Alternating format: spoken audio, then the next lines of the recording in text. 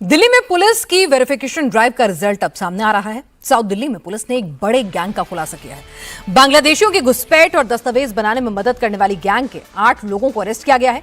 ये सभी भारतीय नागरिक हैं। इस गैंग का सरगना मोइनुद्दीन है। इसके अलावा 18 बांग्लादेशी नागरिकों पर भी एक्शन लिया गया है।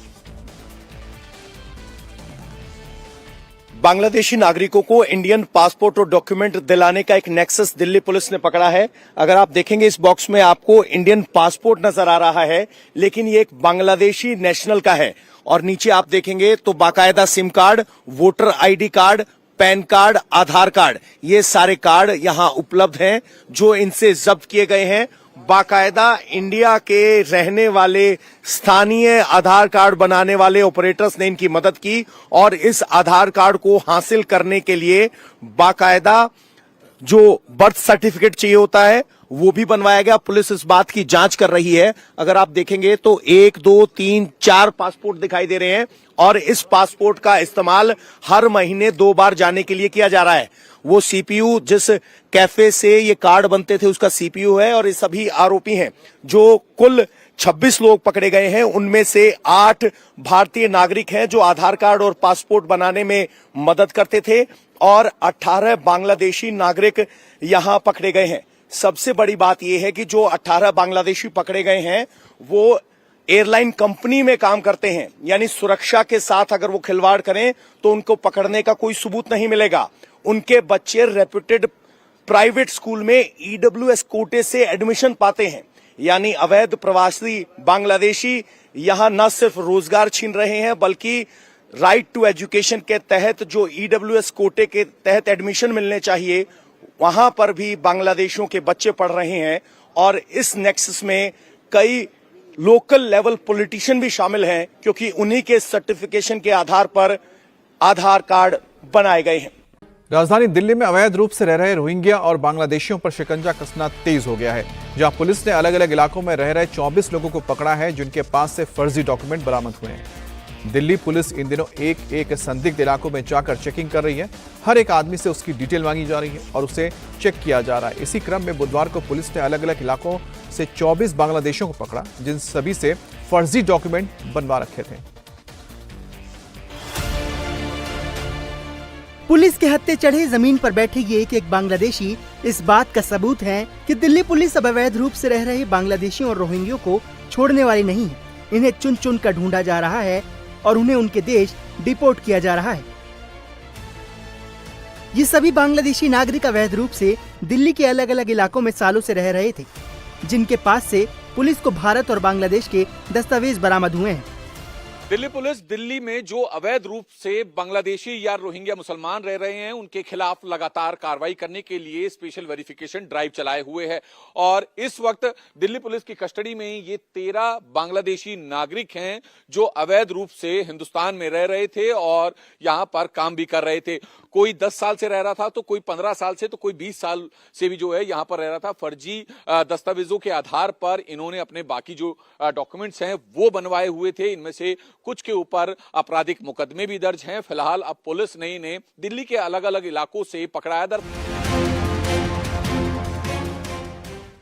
ये लोग दिल्ली के अलग अलग क्लस्टर एरिया में रहकर अपनी पहचान छुपाए हुए थे, लेकिन दिल्ली पुलिस के स्पेशल वेरिफिकेशन ड्राइव के तहत 24 बांग्लादेशी नागरिकों को पकड़ा गया, जिनमें 4 महिलाएं, 2 बच्चे और बाकी पुरुष हैं। अवैध नागरिक जो इलीगल इमिग्रेंट्स हैं भारत में, उसको लेकर दिल्ली पुलिस स्पेशल अभियान चला रही है। उसी अभियान के श्रृंखला में अभी सदर्न रेंज ने 24 इलीगल इमिग्रेंट बांग्लादेशी इमिग्रेंट पकड़े हैं। साउथ जिले से 13 इमिग्रेंट और साउथ ईस्ट से 11 इलीगल बांग्लादेशी इमिग्रेंट पकड़े गए हैं। इनके पास से हमने कुछ बांग्लादेशी दस्तावेज जो प्रमाण करते हैं कि बांग्लादेशी नागरिक हैं और कुछ के पास से हमने इवन इंडियन आइडेंटिटी डॉक्यूमेंट्स भी बरामद की है। इनकी तफ्तीश में हम पूरा जोर रहेगा कि हम पूरा इंटायर इकोसिस्टम कि ये भारत में आने का क्या तरीका था, कौन एजेंट इनको मदद करते थे, वहां से कैसे ये बड़े शहर जैसे कि दिल्ली में आए और यहाँ दिल्ली में कौन कौन इनकी मदद करता था सेटलमेंट करने में, एम्प्लॉयमेंट देने में या रहने में या डॉक्यूमेंट बनाने में। तो हर पहलू पर हमारी तफ्तीश रहेगी। दिल्ली पुलिस अब ये पता लगाने में जुटी है कि ये लोग कैसे बॉर्डर क्रॉस करते हैं, किस रूट से दिल्ली आए हैं और इन्हें यहाँ काम दिलाने में कौन मदद करता है। हालांकि पुलिस के मुताबिक अभी इस मामले में कुछ और लोगों का भी पकड़ा जाना बाकी है, जिनकी तलाश में ऑपरेशन चलाया जा रहा है।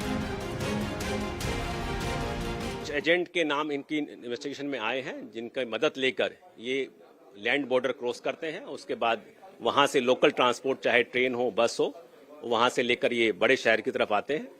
तो वो उस तफ्तीश का पार्ट है और उस तफ्तीश में हम ये सब पहलुओं पर गिरफ्तारी भी डालेंगे और आगे कार्रवाई करेंगे। इसके अलावा हमने अलग अलग एरियाज में वेरिफिकेशन ड्राइव चलाई है, जिसमें करीब 6000 से अधिक व्यक्तियों का वेरिफिकेशन डॉक्यूमेंट्स लिए हैं, जिनका वेरिफिकेशन हमने कराया है अलग अलग टीम, अलग अलग राज्यों में भेजकर। वो ड्राइव सतत जारी है। इसको ड्राइव को चलाने के लिए हमने दोनों जिलों में एक dedicated team, illegal immigrant detection team का नाम दिया है। वो फॉर्म की गई है ताकि वो रेगुलर इस पे काम कर सके और अवैध रूप से जो बांग्लादेशी रह रहे हैं या इमिग्रेंट रह रहे हैं उन पे कार्रवाई हो। हालांकि ये लोग इतनी आसानी से पुलिस के हत्थे नहीं चढ़े हैं। ये सालों से यहाँ रह रहे थे, फर्जी डॉक्यूमेंट बनवा रखे थे, जिन्हें पकड़ने के लिए पुलिस ने डोर टू डोर चेकिंग के साथ साथ कई इलाकों में कैंप भी लगाए। एक एक आदमी के डॉक्यूमेंट चेक किए गए, बकायदा आधार कार्ड का नंबर नोट कर सिस्टम पर चेक किया गया, जहां शक के बाद ये पकड़े गए। तो अवैध तरीके से आए थे हिंदुस्तान, बॉर्डर क्रॉस करके। हाँ जी। तो कितने पैसे लगे उसमें? उसी टाइम पैसा नहीं लगा। और उसके बाद हम जी हाँ आगे बस यहाँ से काम करेंगे। तो कैसे आए हिंदुस्तान? उसी टाइम इसी खुला था, हम तो 91 में आया था। अच्छा, तो यहाँ पे क्या करते हो? वो काम करता हूँ। कोई मुकदमा भी दर्ज है? नहीं नहीं। तो अवैध तरीके से आए थे हिंदुस्तान? मैं बिलक में आया था, है? चोरी करके आया था रात को। चोरी करके आए थे? हाँ, रात को। रात में। तो ये बताओ कि यहाँ पे कब आए? 4 साल हो गया। 4 साल हो गया। तो पैसे लेके आए थे, कैसे आए? हाँ, पैसे कितने लेके। पैसे लगे? 4000। 4000 रुपए किस बात के दिए? वो बांग्लादेशी बंदा को दिया था, वो बटर को उसको। दिल्ली के रहने वालों को? बांग्लादेश का पूरी गिरा। तो कब आए यहाँ पे हिंदुस्तान? 2007 पे आया। 2007 जी। तो कैसे आए? बॉर्डर क्रॉस करके आया। पैसे कितने लगे? ये तो मेरा एक दोस्त था, वो लेके आया था। दोस्त यहाँ क्या करते थे? काबाड़ी चलता था, काबाड़ी का काम करता था। कहाँ रहते थे? दिल्ली में अवैध रूप से रह रहे बांग्लादेशियों और रोहिंग्यों की खैर नहीं है, जिसका अंदाजा दिल्ली के जखीरा क्लस्टर में चल रही इस वेरिफिकेशन ड्राइव से लगा सकते हैं, जहां एक एक शख्स की निगरानी पुलिस नोट कर रही है। हर व्यक्ति का नाम, आधार नंबर, मोबाइल नंबर के साथ साथ बैंक अकाउंट की डिटेल भी मांगी जा रही है। राजधानी दिल्ली के जखीरा क्लस्टर में जांच चल रही है। जांच इस बात की हो रही है कि यहाँ पर रहने वाले लोगों में से क्या भारतीय लोग हैं या कुछ बांग्लादेशी घुसपैठिए भी इन लोगों में शामिल है। इसके लिए हर किसी से आधार कार्ड लिया जा रहा है। आधार कार्ड लिए जाने के बाद हर किसी के साथ से एक फॉर्म भरवाया जा रहा है, जिसके बाद ये वेरीफाई। आरएसएस की 3 दिन की प्रतिनिधि सभा की बैठक चल रही है और उसमें आज कुछ अपडेट आया है। इस बैठक से निकल करके मीटिंग का आज दूसरा दिन है और बैठक में आज बांग्लादेश में हिंदुओं पर हो रहे अत्याचार पर चर्चा हुई है। बांग्लादेश में हिंदुओं की लगातार घट रही आबादी पर चिंता जाहिर की गई है और ये कहा गया है कि बांग्लादेश में हिंदुओं पर हमले के पीछे सिर्फ पॉलिटिक्स नहीं है बल्कि धार्मिक कारण है। पार्टीशन हुआ तो हमने पार्टीशन में जमीन का पार्टीशन किया था, पॉपुलेशन का नहीं। और दोनों ने आश्वासन दिया था कि अपने अपने देश की माइनॉरिटीज का प्रोटेक्शन करेंगे। ये वो दोनों का आश्वासन है। नेहरू लियाकत पैक्ट 3 बार पैक्ट हुआ है, वो तीसरी बार में भी यही है। अनफॉर्चुनेट है कि पाकिस्तान बांग्लादेश जो बन गया बाद में, उन्होंने उसको ऊपर अपना ऑनर नहीं किया। वो जो वहां का हिंदू समाज है वो हमारी रिस्पॉन्सिबिलिटी है, हम उससे बच नहीं सकते। ये जो आज जिसको हम भारत कहते हैं, जिसका हम गर्व करते हैं, उस भारत को बनाने में जितना कंट्रीब्यूशन देश के इस हिस्से में रहने वाले हिंदू का, उतना वहां का भी है। वो वहां सुख से रहे, शांति से रहे, वहां उस समाज राष्ट्र जीवन की व्यवस्था में आज जो व्यवस्था है उसमें कंट्रीब्यूट करते हुए वो सोचे। लेकिन अगर कल को उसको कुछ भी कठिनाई होगी, कुछ भी कष्ट होगा, तो हम अपनी जिम्मेदारी से पीछे नहीं हट सकते। अरुण कुमार जी हैं सह सरकार वाले, सह सरकार। उन्होंने जो बात कही बांग्लादेश में हिंदुओं के परिप्रेक्ष्य में उसकी चर्चा करनी चाहिए हमको। वो नेहरू लियाकत पैक्ट की बात कर रहे थे। इसका थोड़ा हिस्टोरिकल पर्सपेक्टिव देखना चाहिए।